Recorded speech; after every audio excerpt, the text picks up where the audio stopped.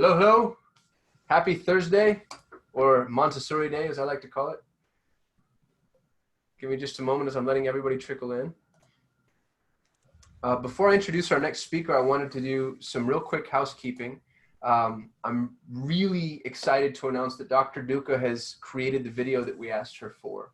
So she, along with her partner, created a 20-minute video that's meant specifically for parents to share what parents can and should do to help contribute to a safe environment. It's available to you to use however you want. So if you want to download it and put it on your own YouTube channel or just send out the link directly, I'm going to be sharing that in the resources on our town hall page at the end of the call. The second point of housekeeping I'd like to mention is Matt is a go for next week to teach everybody how to, or how he's managing virtual tours. So that's been one of our most requested town hall discussion topics, and Matt Hillis will be with us next Thursday, and he has a really advanced, very impressive system for both intake and management of virtual tours, which I'm really excited to share with everybody. If you weren't on our call last week, we gave away a free CRM to all Montessori schools. I'm dropping the link into the chat. If you don't have a CRM, or if you know of somebody that doesn't have a CRM, this is free forever. There's no cost or obligation.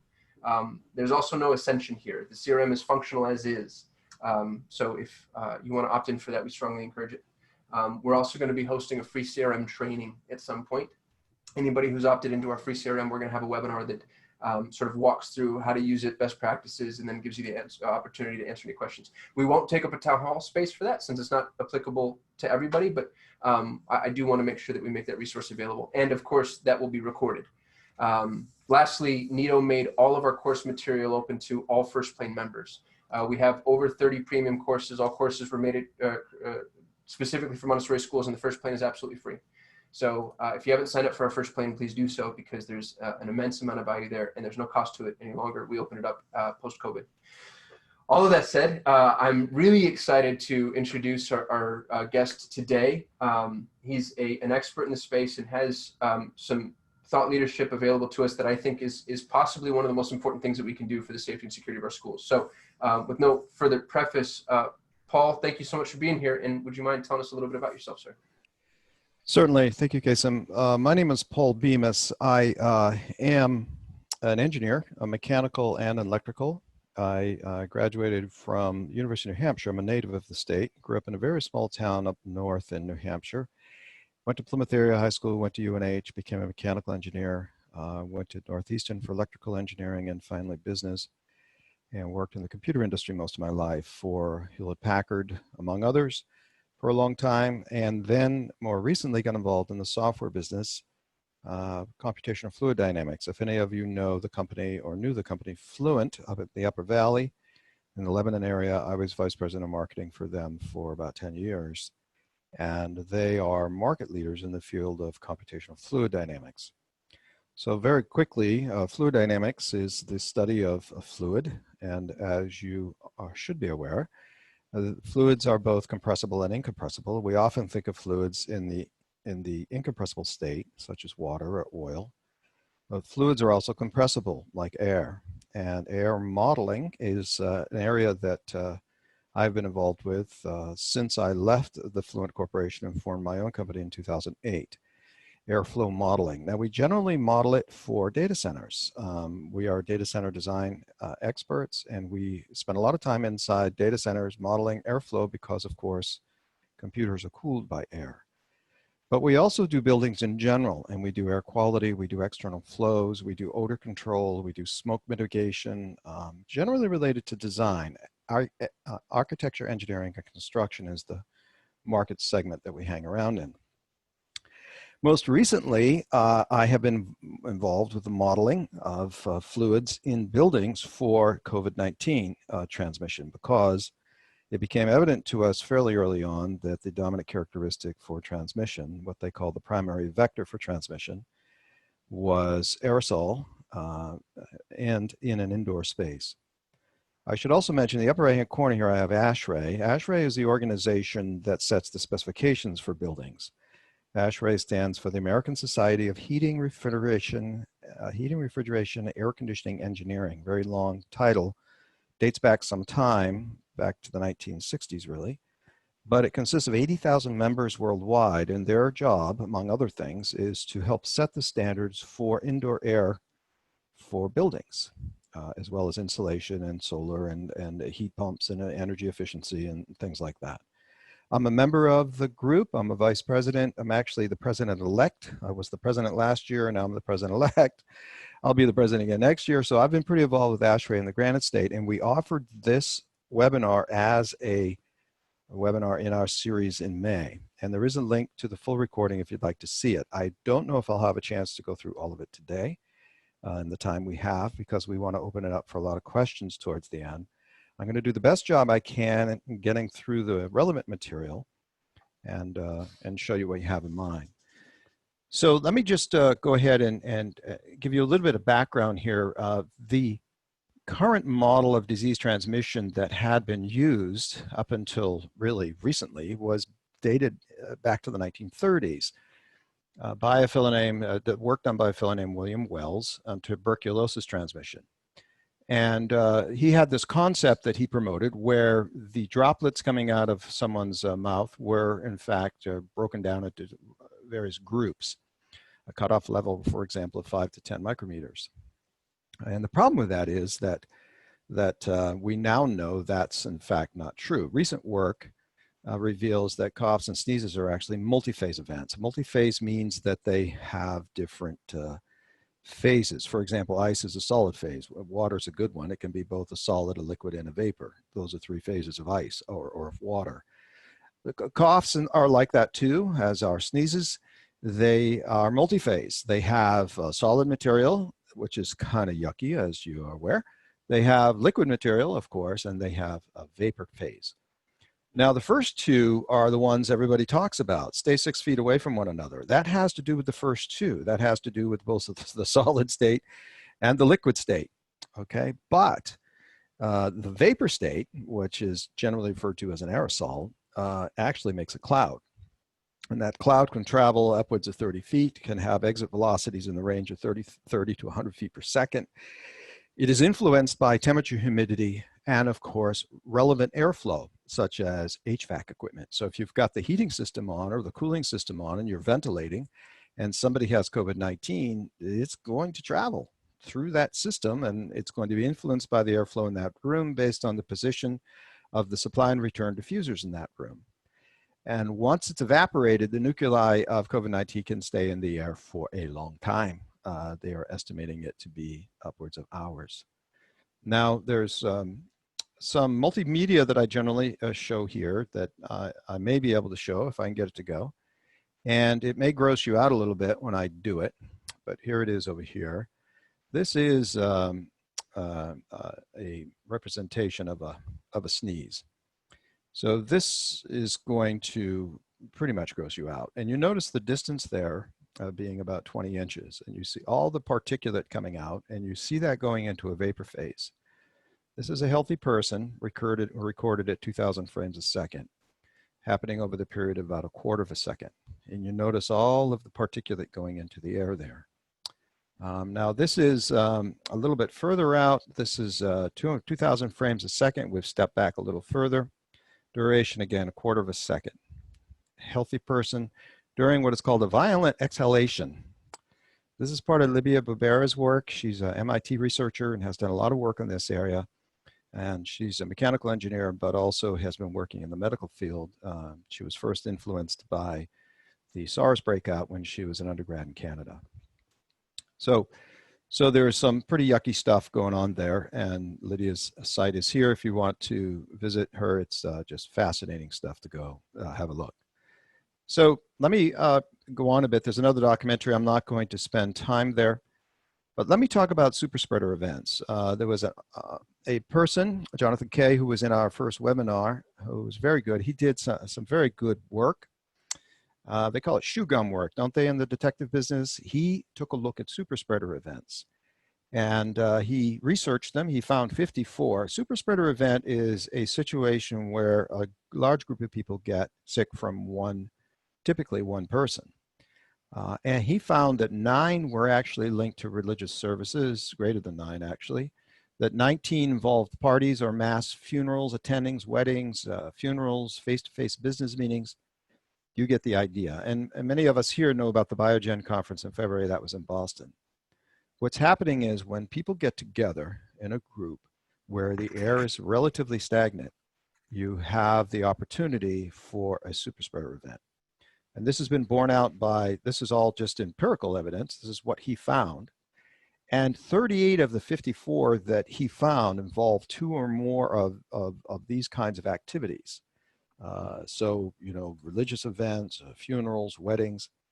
In fact, if you include the wartime ships and the cruise ships, he's up around 70%. 70% of all of these super spreader events occurred in situations where it was close range, face-to-face, crowded, socially animated, indoors. So we've known for some time, based on this evidence, that the pathogen is airborne, that its primary transmission medium is air, not surfaces, as they've been told us, and not the fact that someone is sneezing on you or near you. Those things we can control. In other words, you know, we can wear masks and protect ourselves, and we can stay 6 feet away from each other. We can clean surfaces. It's the airborne pathogen that we were most worried about. Most of you, or some of you, are aware of this particular case, famous one that happened in China. This was a restaurant, and we have quite a bit of documentation on this. This one was chronicled quite carefully. And the air conditioner was over here on the side, and it was kind of like a room air conditioner. It did not pull in outdoor air. It just passed air through it. A point here I want to make is that air conditioning within buildings has historically been correlated to thermal comfort. We were concerned, and everyone was concerned about everybody's thermal comfort. But here now we're talking about, with COVID-19, health and safety. Specifically is no longer just thermal. This is a matter of life and death, depending on what's going on in this room. So the whole focus on HVAC in these buildings is much more serious than it ever was before. In the thermal case, if one person was cold and another person was hot, you know, the cold person put on a sweater, the hot person took off their jacket. People got along, it was okay. And now it's much more serious than that. So this outbreak in China was quite interesting because the restaurant was a fairly small restaurant. You can see there's only 5 tables in it. Yet the person who had the pathogen here infected all of these people only on this side. Of course, the air conditioner's here and blowing the air in a circle right through here. And modeling has borne out that that's what tended to cause those other people to be infected. Same case. This is another case. This is in South Korea. This is a call center. And you see the call center in this is a top view. So here's the sort of the walls and so forth in between. There's a conference room over here and some other conferences over here, and stairs, of course, in the middle with elevators. On one side, you had people getting quite infected. The super spreader event on this side of the building didn't really occur on the other side of the building. Furthermore, it didn't occur anywhere else in the building. So these tend to be localized kind of events that occur that can be transmitted to one another through airborne transmission and are heavily affected by the HVAC system in the room. So this is a second one that's gotten quite a bit of attention. Now, every room has what we call an air change rate that is specified. And this is a chart, just a chart that is not exhaustive. I only went to L because that's all that could fit on the slide, but it goes quite long. And it talks about how many air change rates the room needs, how many fresh air changes. And you will see that things change depending on the type of room it is. For example, if we're talking about a surgical room, the numbers are going to be quite high. If we're talking about our homes themselves, it's going to be quite small. But the change rate's important because this is both where the air gets filtered. When it changes, it should be being filtered through the HVAC system. We'll talk more about filtering in a moment. And furthermore, the change rate's important in order to bring fresh air in, clean air. Most HVAC systems will pull fresh air from the outside. Some do not. Your window air conditioner does not. But Most systems do, or general HVAC systems for buildings do. So you do have an air change rate. So say the air change rate is 4. That means that you should be changing the entire volume of the air in the room 4 times per hour. However, not all rooms are really mixed well. What happens is just because you have the right amount of air coming out of the supply diffuser into the room, it doesn't mean that all of the room is going to, in fact, get changed, because rooms have a mixing kind of system in them. That is to say that the amount of air that's necessary may come out of the vent, but not everything in the room actually gets mixed. So this is a 3D representation. This is called computational fluid dynamics. This is what our company does. We model airflow. And here we're modeling the air coming out of this room, in particular through these heat exchangers up at the top. This is supply air, and you'll notice it's not uniform. In fact, what happens is there's dead zones, what we call zones of zero velocity. And you see one right over here where it's just going around in a circle and it's not really getting back to this receiver. This section here in brown is where the air is going back into. And a lot of this room has got some issues with respect to flow, and another section over here that is not good. So if you take a look, and this is another plot that we do called a velocity profile. We're looking at the velocity of air as a function of color. When it's red, it means it's moving quickly, and when it's blue, it means it's not moving at all. And when we do work in places like semiconductor clean rooms, we look for these things called dead zones. So here's a dead zone right here. It means that there's no air over there. It doesn't circulate. There's no velocity. There's air. There's no velocity. These are what we call dead zones. And you see as I go up, they get worse. So here, this is, as I mentioned in the earlier representation, this is dead. And it's because, and there's another one over here, another one over here. And it is because these rooms have their diffusers in a particular location that causes this kind of thing to occur. And if you take a look at, for example, an emission as a function of time, you'll see that in fact, and these are just 3D views of these cuts that, from a viewing point of view, give you a little better perspective. So this is a 3D view, and you see here is a good velocity, and then over here is a very poor velocity. So we're not getting the uniform mix in that room that we should get. So even though you have the right number of air changers in a room, does not mean the room gets, all of the room gets even mixing. Now, we also have a situation where if somebody is sick, they are going to pass the pathogen, and it's going to be affected by that local airflow. You see, this is the same room. You see that pathogen that's being ejected by this one person collecting over here in this region. It's because, as I showed you earlier, it's a dead zone. So it goes to the place of low velocity and just hangs there. You can tell this in your own homes. This is where dust collects. So we're in my home, I know right where the dust is. I know right where the dead zones are because the dust collects there, because there's no velocity to move it. So it just collects and settles there. And this, of course, is not a healthy thing for particularly people over here. So where you sit in a room makes a difference. I find myself now looking up whenever I enter a room to where the diffusers are. So, and there's always supply and there's always return, and they're fairly easily identifiable. So how can we control them? Well, you can control them a couple of different ways. This is, again, aerosol. This model, same room, this is a call center we were modeling. Here we have a pathogen being emitted by all of the people in the room, and you see it mixing in. The green is a proxy for COVID-19 in that room. And there's a couple ways that you can mitigate that. One of them is to reduce the person count, reduce the people down, because those are the sources. The other one is to put in local purification. That's one option. These are what we're calling local cleaning devices that allow you to do that. The other is to upgrade the HVAC system with better filters and more fresh air. If you do these things, you can reduce, we've shown here, concentrations by as much as 50%. In this case, we have these local filters. You see them shown here. So now ASHRAE, as I mentioned, is a standards body, and they have recommendations about what to do for your local building. They were saying right from the beginning, all the way back to March, that transmission through the air is highly likely. Even though the WHO didn't admit that until just last Thursday, we have known for quite some time that the probability that this is airborne was very high.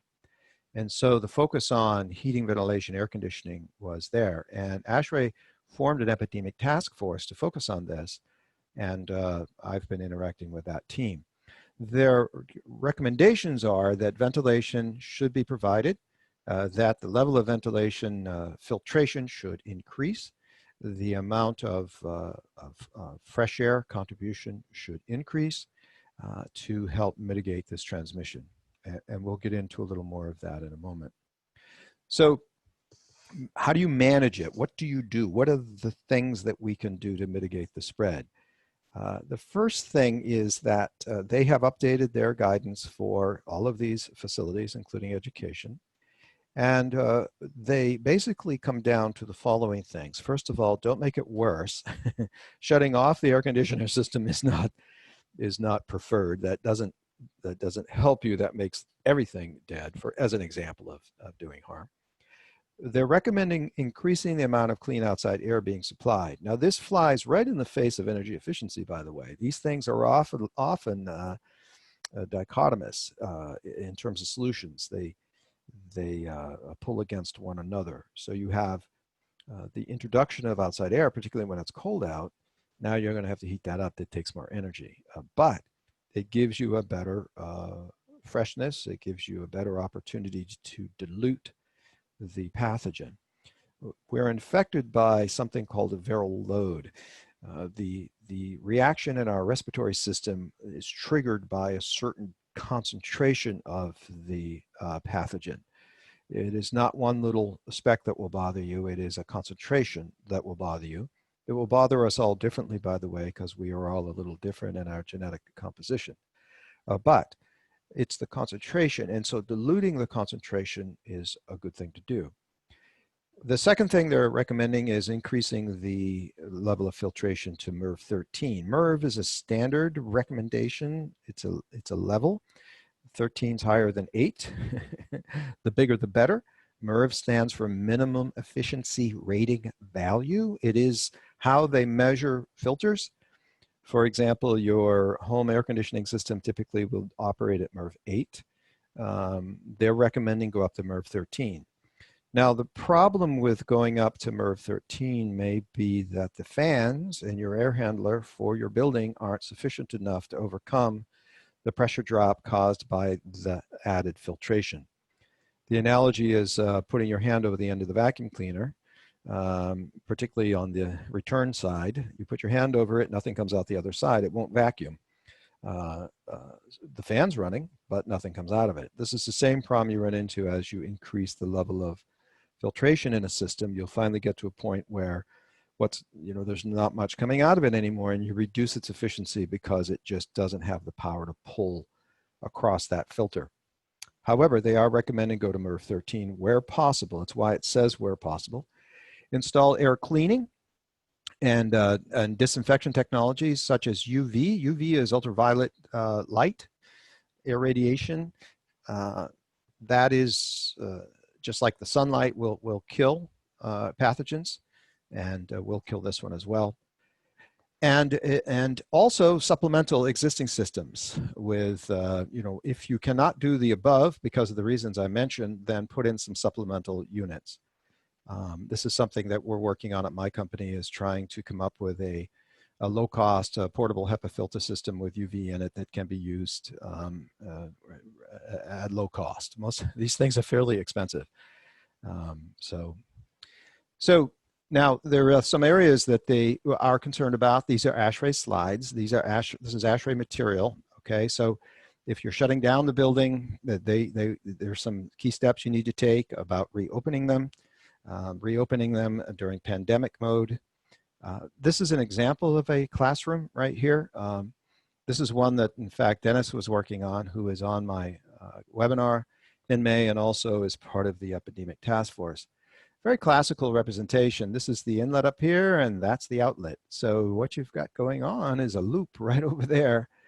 And, you know, when it was thermal, it wasn't such a big deal because heat will transfer. So heat transfers across the room, and, you know, eventually it settles out. And as I mentioned, people in the back are either too hot or too cold, and at the other end of the room is the opposite. But the thermal, what we call gradient or difference across this room, was survivable. It was okay when it was just thermal. Now it's not thermal. Now it's a pathogen. So there's a lot more sensitivity to this than was there before. And here is the unit sitting on the outside. This is often referred to as a mini split. That's a similar idea to a mini split. You've heard that, maybe heard that terminology as well. This is a simulation of that room that we are just working on now. This is some pro bono work we're doing to illustrate the impact. We just finished this morning, so I thought I'd show it to you. This is using the physics as best we understand it and modeling it again in fluid dynamics, computational fluid dynamics. And what you see here is the exhaust from one person. We took one person who's sick and we put them through this loop. Now here I've got them exhausting, just breathing, not even sneezing, just breathing. The pathogen is being pulled into the system. The system is displacing it. You see it coming out in gray. This, my friends, is only 1 minute of time. And you see it already starting to get gray. And you see the concentration levels going up. At some point, people will start getting infected. And so you see that just one person sitting near the return. By the way, there's 25% fresh air coming into this system as well. We turned it up to what its specification, maximum specification it could sustain for that unit I showed you earlier on the wall of that classroom. And you see it's going everywhere quickly. And again, we haven't finished this simulation. This represents only 1 minute of time. So it's significant. So here are some recommendations coming from our ASHRAE organization. Complete shutdown is not recommended. I mentioned that before. Improve filtration where and when you can. Increase the outdoor air rate, the amount of air coming from the outside. Apply cleaning and disinfecting equipment if you can. That's both surfaces as well as air. Provide supplemental filtration. As I mentioned, that's something we're actually working on. And then stay close, monitor it. And try to get some professionals in there if you can to have a look at what's going on.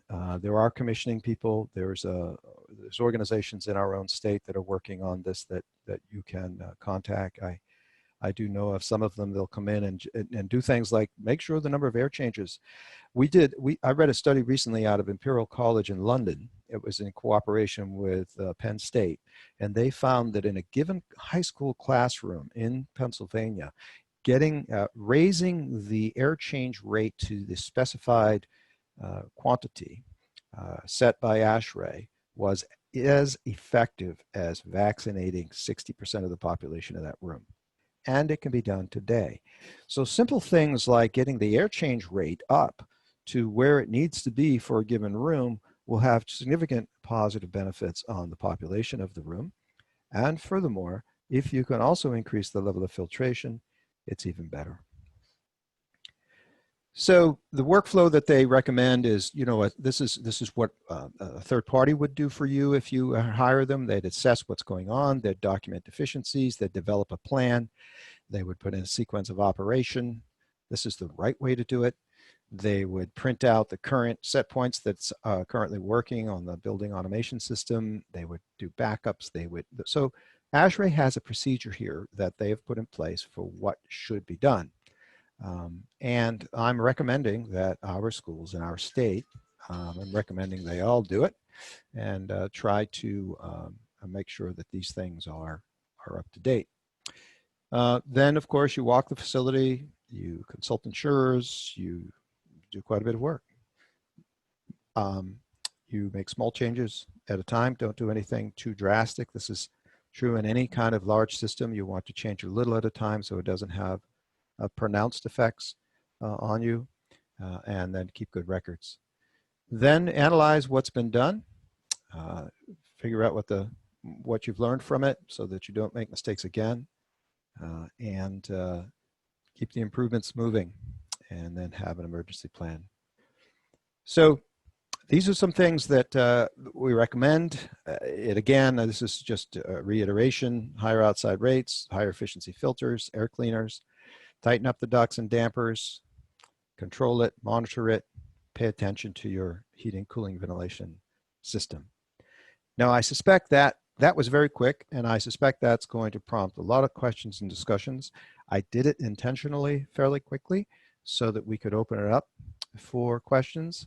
So, Kasem, if you want to moderate the questions, I'll do the best I can to answer them.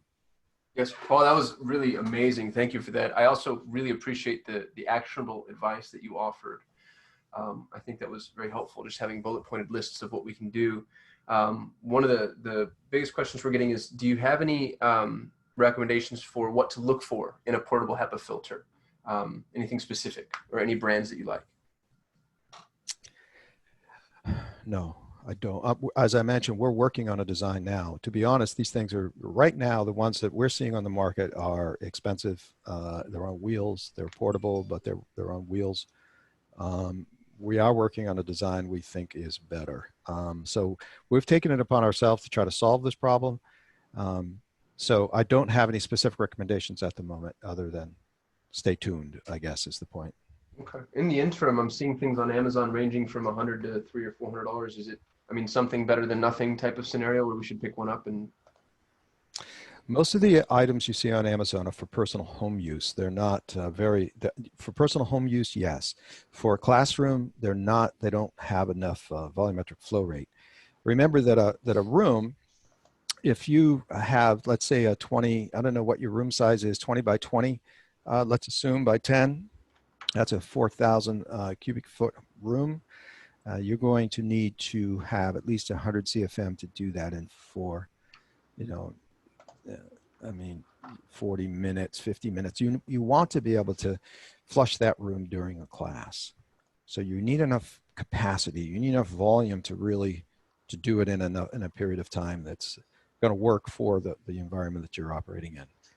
So most of the things, Kasem, I have seen on the consumer side in the range of $300 or $400 haven't been sufficient to mitigate COVID-19 in a classroom or in a conference room or in a call center or anything like that. What I see them for is your home application, and they're good for your home application, but your home has, 3 or 4 people in it normally. that's helpful. If is there a way to measure the size that you would need for a classroom? Is there like an industry standard naming convention to look for? Not a naming convention, but the size of your room matters. I just did the math for you. What's the cubic volume of your room? Length times width times height. That's the cubic volume of your room. And then whatever the device is will have a listing on it that says how many cubic feet per minute will pass through the device. And then you just divide to tell you how long it would take to clean the room. That assumes all the air in the room goes through it, which is not a perfect situation, depending again on its configuration. If it's a fairly low volume device, then it will clean local air, but probably you'll need several of them to spread them around. So that's what's prompted us actually to do some innovation here. Is we don't see anything quite large enough to do a classroom that is affordable and portable. Paul, is there somewhere we can go to subscribe to a list or maintain updates on the products that you are creating? Yes, I would certainly let you know. We've been in design now for 3 months, and we hope to have something before school opens. So the question will be, can we produce it fast enough in volume? Okay. And if a member of our community wanted to subscribe to your email list, do you have a newsletter subscription or something that they can offer? Yeah, we do. And you can send me a note and I'll put you on it. So my email's up in case anybody wants to reach out to me. Okay. And then we have a question that I think is from multiple members, but I'm going to sort of tie them together. Syed's asking the recommendation for small schools that don't have any resources. And at the same time, Brent's asking a hierarchy for effectivity for various solutions. And I imagine those kind of tie together. If money is an issue, where do you rank the recommendations that you offered? In what order would you have us take them? For Well, the first example, thing, the people were asking, do I go buy a bunch of, room purifiers? Where would that rank against, upgrading my airflow so I get more changes per hour, or HEPAs instead of this or that? How would you see those kind of hierarchically as the biggest bang for the buck? they're all dependent, of course, Brent. It depends, right? It depends on many different things. Some of these schools are heated without airflow. They're heated by pipes. Do you know what I mean? When I went to school, it was steam, right? So the steam pipes, there wasn't any flow. So it does depend. If there's an HVAC system and the building is heated and cooled by vents, by ducts, then the first place I would go is there. Because it's one stop for all. Do you know what I mean? The amortization is better. So go to the filter. Ask the questions. I did an article in the Union Leader not recently, and these are questions we should be asking. When's the last time the filter was changed? What's the MERV level of the filter? I've taught you a new word today, MERV. I don't know if you knew it. You need to know it. What's the MERV level of the filter on this HVAC system? Ask them. If it's not MERV 13, you ought to put your hand up and say, why not? Why is it not MERV 13? Because that's going to catch the pathogen. It's going to catch a lot of it right there. What's the air change rate in your room? Someone should be able to answer that for you. It should be set to a specific number. I can give you the numbers if you need them, but someone needs to be able to answer that question. Now, oftentimes this will come to the facilities people that are responsible for these buildings. And, facilities people for years and years have been at the bottom of the totem pole. Many of you who are trying to manage these schools know that facilities is fairly low on the budgetary list of things to do. The percent of revenue per year that is awarded towards this kind of work is often lower than many suggest. In my industry, many suggest it should be. So the two most important questions I would ask is, what's the MERV level and what's the air change rate in my room? The third question is, how much of the air is coming from outside? How much is fresh? Because fresh air matters. Fresh air is important. By the way, humidity is important as well, and I haven't mentioned humidity. Having the right amount of humidity is key because humidity creates a better response for the respiratory system, and the pathogen does not like humidity. As the humidity goes up, the pathogen attracts itself. It attaches itself to the water molecules and falls. It becomes what we call a ballistic exercise. It comes out of your mouth, it attaches to the water molecule and falls like a bullet. It's a trajectory. It is basic Newtonian mechanics. But if it's dry, if the humidity is low, it'll become buoyant and float. So relative humidity is extremely important in your home and in your work. You want to range between 40 and 60. Above 60, you get fungus. Below 40, you get your respiratory system begins to struggle. Our respiratory systems work best in terms of repelling pathogens above 40, between 40 and 60, and studies have shown. In my second webinar, I had Dr. Stephanie Taylor, and I'll provide these links to you so you can have them. But in my second webinar, which I did record and is on YouTube, she was present and revealed and talked about humidity and a study that she had done. She's a Harvard MD with a degree in architecture, a graduate degree in architecture. Interesting person who has studied buildings and the health of buildings and how they affect the human response system, and did some tremendous work on the effects of humidity in our work environment and in hospitals and schools. So humidity is important as well. I would treat the rest of it secondarily. If you can't get what you're looking for out of those answers, then begin to look for alternatives. Be careful with the alternatives, though. One of the things you need to remember that I can just say right here is that if you get a filtration device, remember that that filtration device put in a public place will become contaminated. All right, you're not going to want to change that filter yourself, right? These become biohazards. This thing is a pathogen. This is a virus. This once it gets into a HEPA filter or any kind of filter, the people managing that filtration and changing that filter should be aware of the fact and wear protective gear and treat it as hazmat material. Paul, what are your opinions on face masks, specifically on children?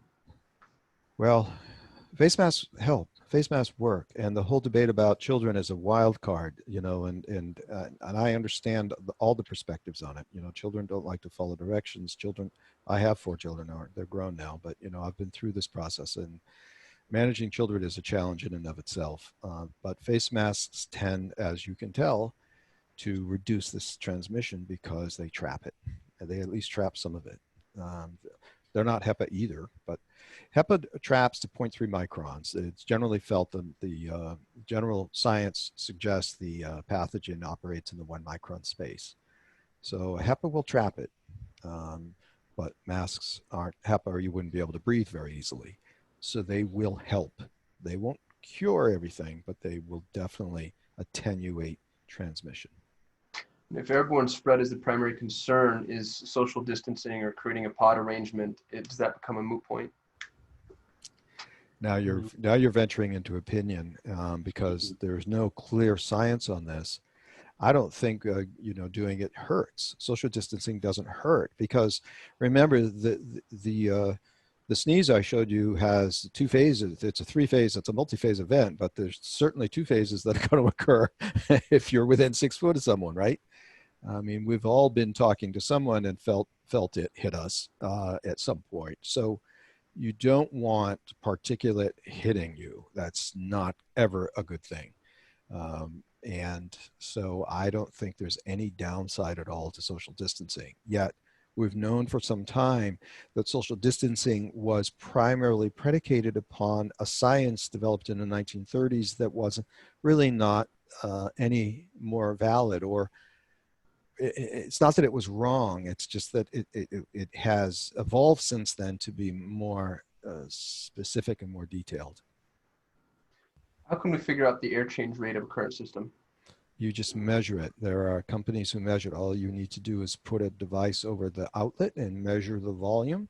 You can even just measure the velocity and multiply it by the square area of the device, of the diffuser, and get a pretty good reading. They have devices called bolometers that you can put over it.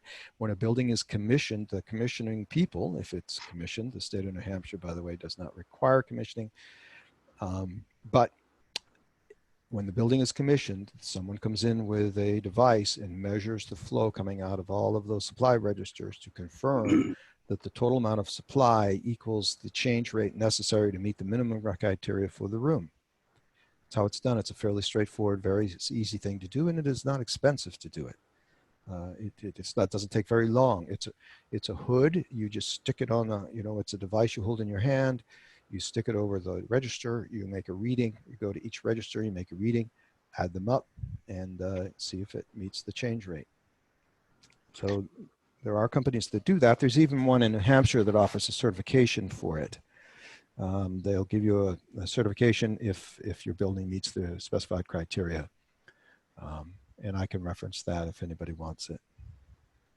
I'm going to combine 3 questions into one. Is there a way to add UV capabilities to an existing HVAC system? Yes.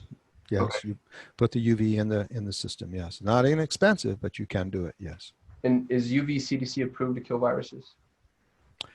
I don't know if CDC approves. I don't know what the CDC's role in UV eradication is, or UV applications to eradicate pathogens. We know it works, and it's been deployed widely, and it is well accepted science. So it's been around since influenza. I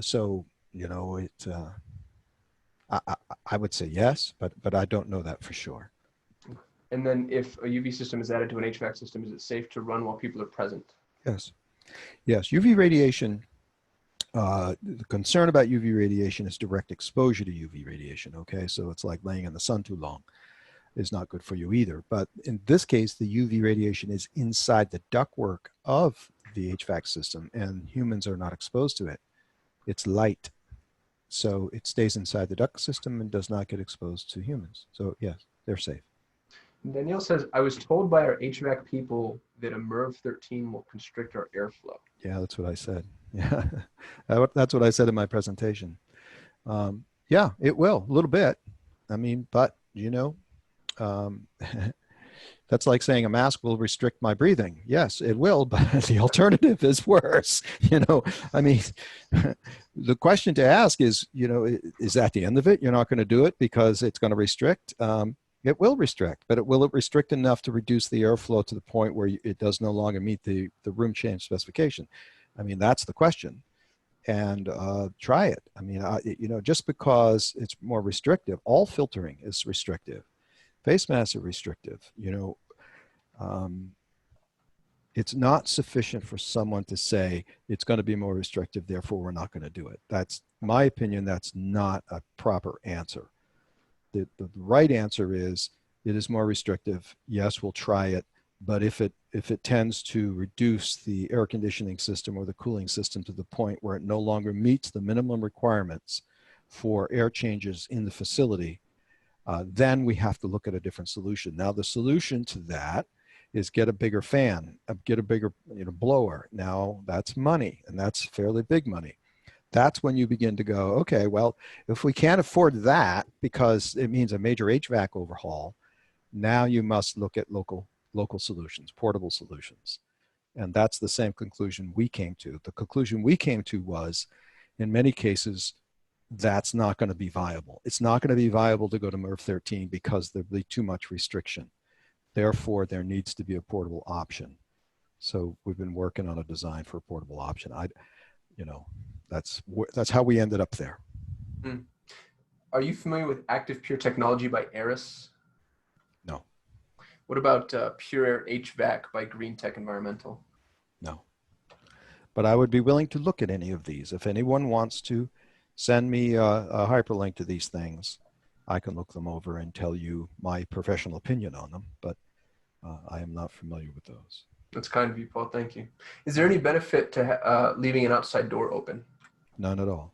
I mean, no risk. Is there any benefit? Yes. Fresh air is always better. Right now, there's a lot of misunderstanding about the transmission of this pathogen, and I see people running with masks on or outdoors doing outdoor events in the woods with masks on. The transmission is not, airborne transmission requires stagnant air and poor ventilation and therefore high concentration. Remember, it's a concentration issue.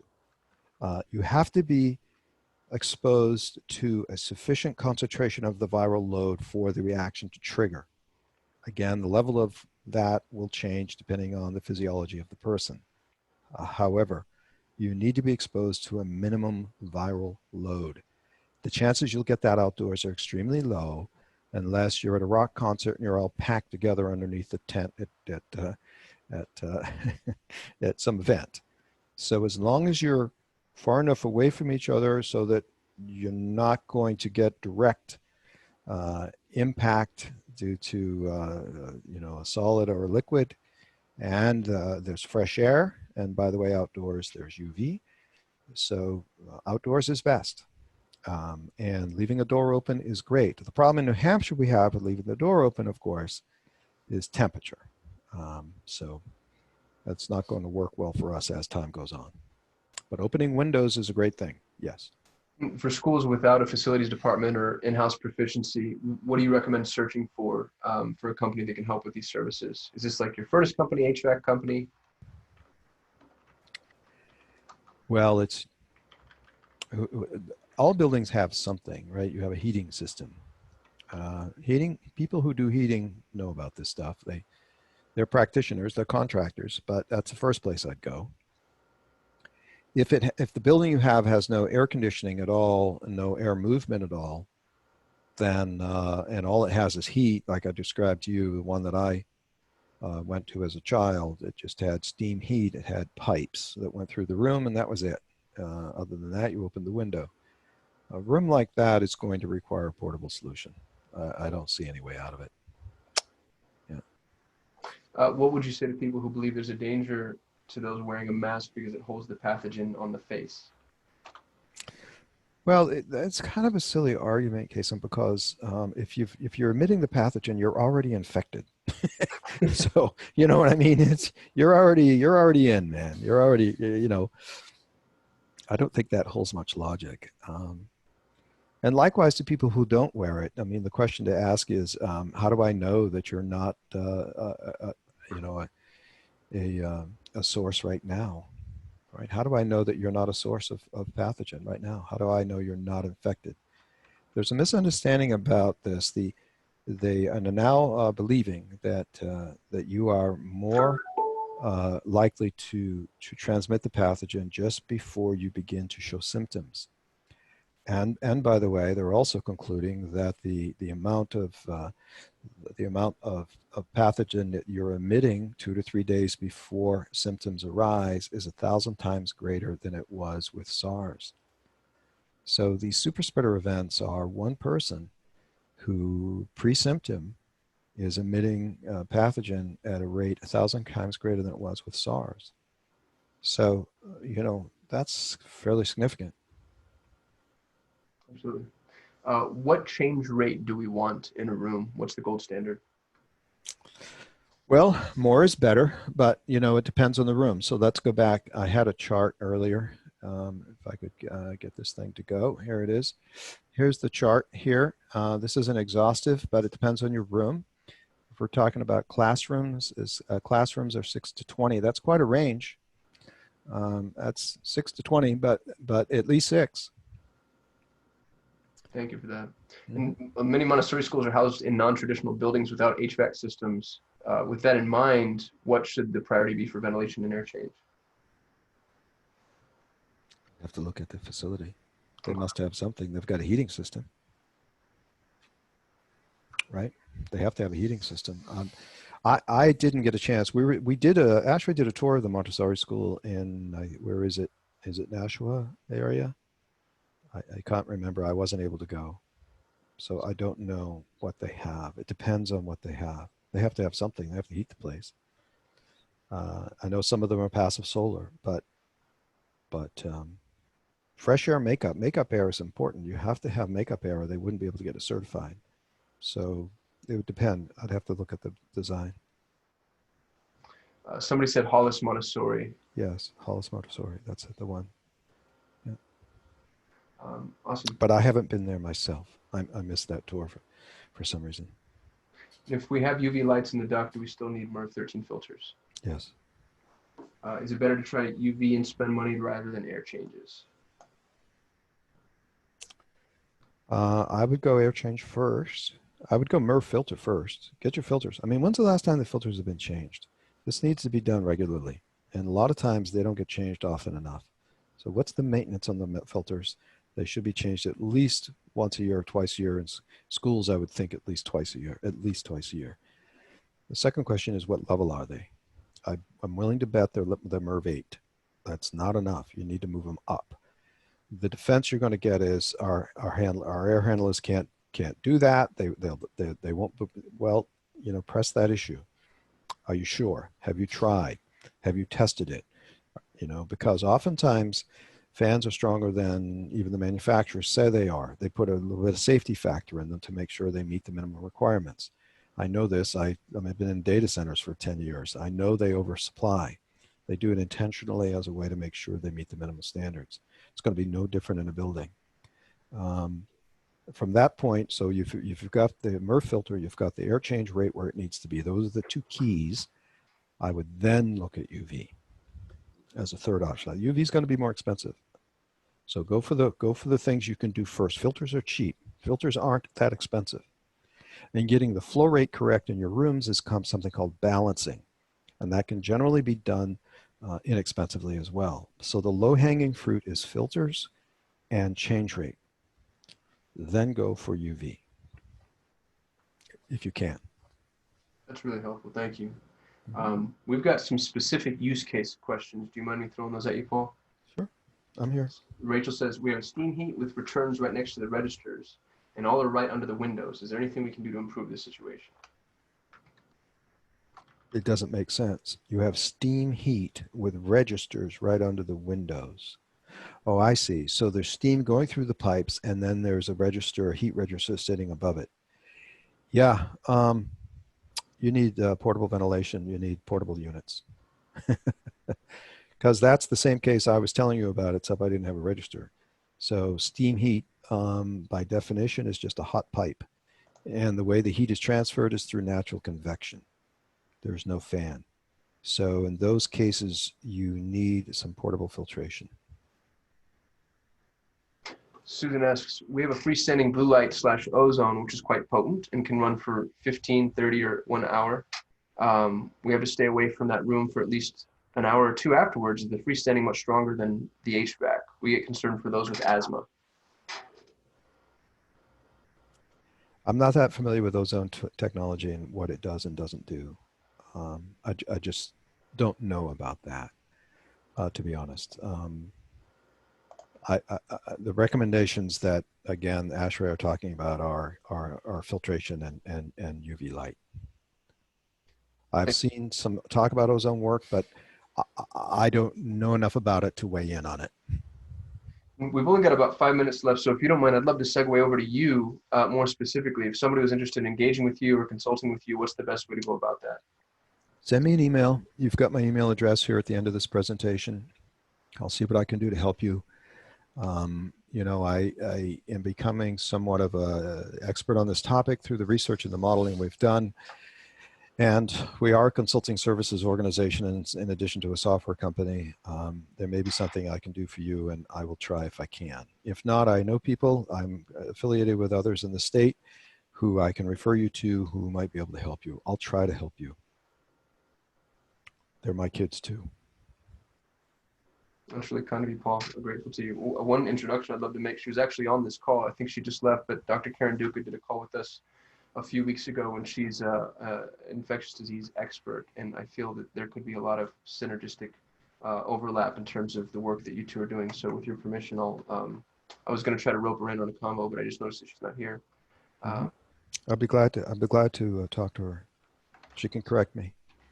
I don't think she will. I'm not a biologist.